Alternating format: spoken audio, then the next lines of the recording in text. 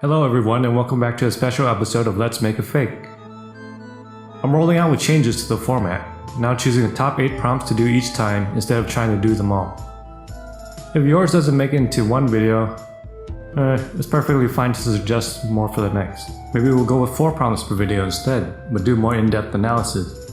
Maybe we'll do more fakes but less detail. We'll see how 8 goes for now. On to the prompts. Kaiju suggests a ghost-type melted marshmallow.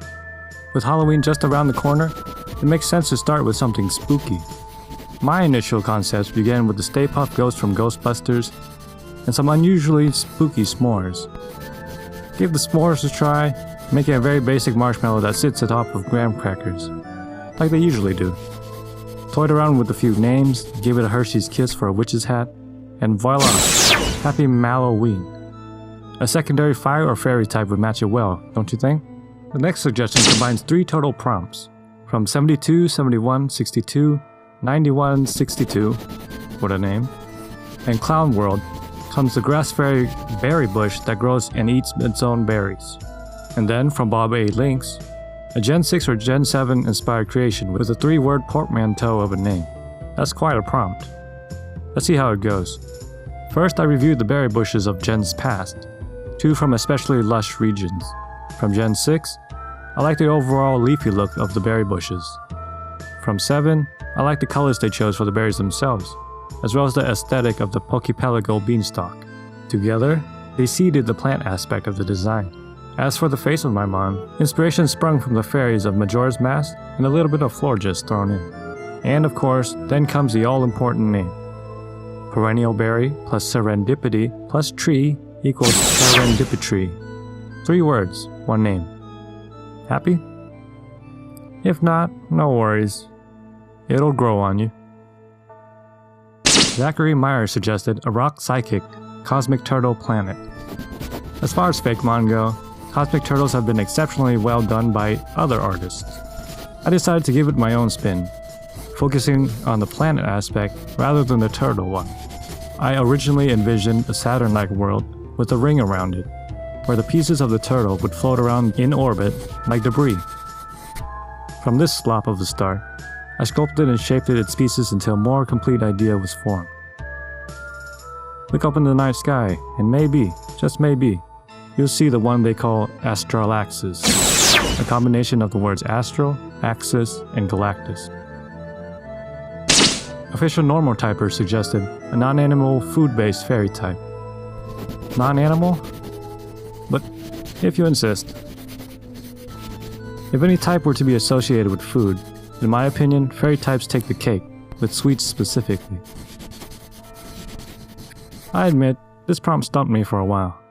Not wanting to limit myself to sweets alone, I brainstormed other foods going off of my cravings. After a few tries, I caved in and went to Google up sweets. Image search of lollipops and sprinkles and stuff. 'Tis the season after all. Candy canes especially caught my eye. I pictured it as an accessory to some small and simple Pokemon. Using Floette as an example, I went through several iterations with this in mind. It's weird.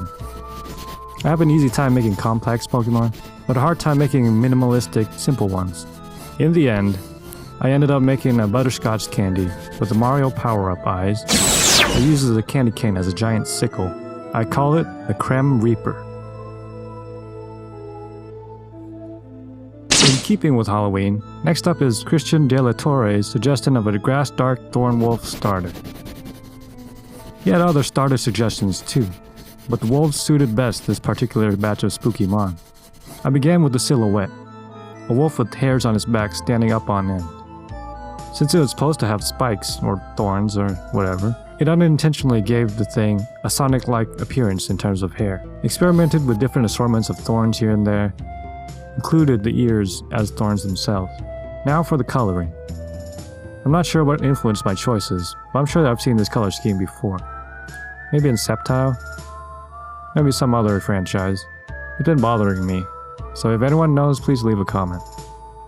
Colors aside, Splinter Wolf, a combination of Splinter and Timberwolf, stalks its prey in the dark woods, targeting red-hooded children on their way to Granny's house. Viewer Andrew proposed a power outage demon, electric dark or electric ghost. So far we covered animals, plants, and inanimate objects. Now comes the time for monsters. Power outages are a common thing in my neck of the woods, especially because tree branches snap the power lines every so often. Snap power lines, then, are surely the way to go for this concept. I took bits and pieces of basic power pole designs and repositioned them with the gray cylinder thing being the face of the monster. As for the lines themselves, like circuitry, the wires became its arms. Taking a lesson out of Elekid's book, the horns of the head are taken from electrical components as well. And so, Grandpulse steps into the light. I would have named it Impulse, combined the words imp and pulse, but impulse by itself is already a word. Not sure how I feel about using an actual word. Gremlin and Pulse make Grandpulse. It's the next best thing. This next one again covers 3 different prompts, all pertaining to Jellyfish for some sinister reason. Hello, it's me suggested a Kraken Jellyfish design with Gyarados vibes. Mr. Red Panda then wanted an electric fighting jellyfish named Jellyfist. And then Arteriop wanted a poison electric jellyfish plant thing. Fair enough. I started with the Gyarados vibe, created through the scale. While they may not look similar on paper, they do have the whiskers, I suppose, and they're sea monsters. The base creature itself is a Kraken Portuguese man-of-war hybrid. I made the little hat thing its focal point, exaggerating the tentacles too. Mr. Red Panda's portion comes in the form of electric fighting type, and the name, Jellyfist, both of which define its purpose of punching opponents. Lastly, Arteriop's portion comes not in the typing, but the coloring of the creature. Purplish pink for the main body, possibly connecting it to the unused poison type, maybe a poison move pool even. Its greenish blue limbs could easily pass for seaweed as well, suggesting moves like Giga Drain or Drain Punch. Out of this batch, I gotta say Jellyfist is one of my favorites.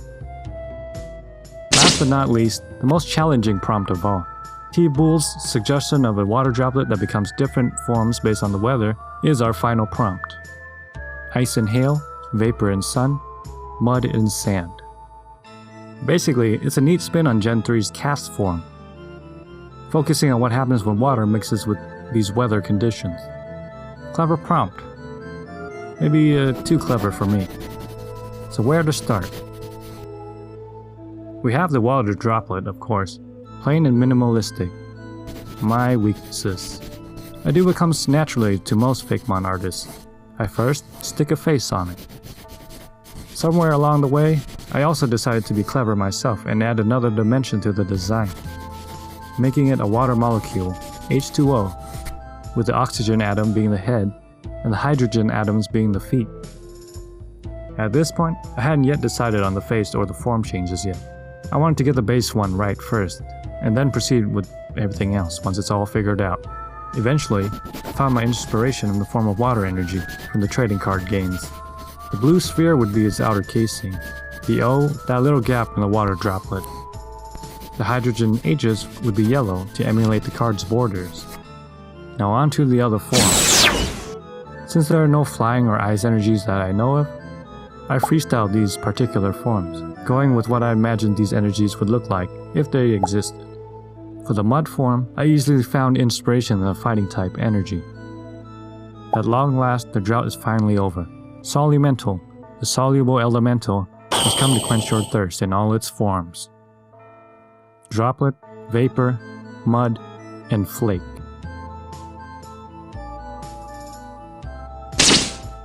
That's it for today. I'm about halfway through my villainous ideas video. They're all drawn, just not properly edited in. If you haven't already, do the usual YouTube stuff and become a Substitube subscriber. Until then, see you next time. Later.